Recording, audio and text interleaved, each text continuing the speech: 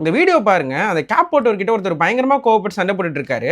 ஆனா அவரு என்னமோ சுத்தமா கோவமே படாம கம்முனு சிரிச்சுக்கிட்டு நிக்கிறாரு. இந்த வீடியோ பார்த்துட்டு நிறைய பேர் என்ன நினைப்பீங்க? அந்த தொப்பி போட்டவர் சரியான பயந்தாங்கோலி போல இருக்கு. அவரை பார்த்து பயந்துட்டு தான் பிரச்சனை வேணாம்னு சொல்லிட்டு கம்முனு நிக்கிறாரு. இதுவே நான் மட்டும் அந்த இடத்துல இருந்து என்ன யாராவது இந்த மாதிரி கத்தியிருந்தாக்கா அவனை உண்டில்லன்னு பண்ணியிருப்பேன் அப்படின்னு நினைப்பீங்க இல்லையா?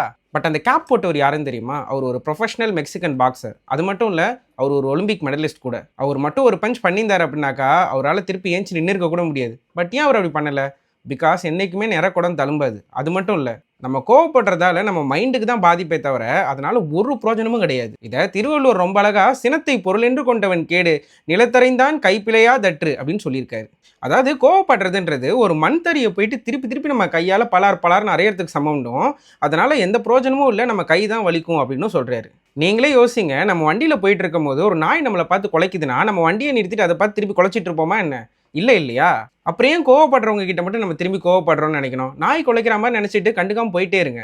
அண்ட் அடிக்கடி கோவப்படுற உங்கள் ஃப்ரெண்டுக்கு இந்த ரீலில் ஷேர் பண்ணிவிட்டு அவங்களுக்கு கமெண்ட்டில் டேக் பண்ணுங்கள். அண்ட் இந்த மாதிரி வீடியோஸ் எல்லாம் டெய்லி பார்க்கறதுக்கு to follow my account and see you in another video. Bye guys.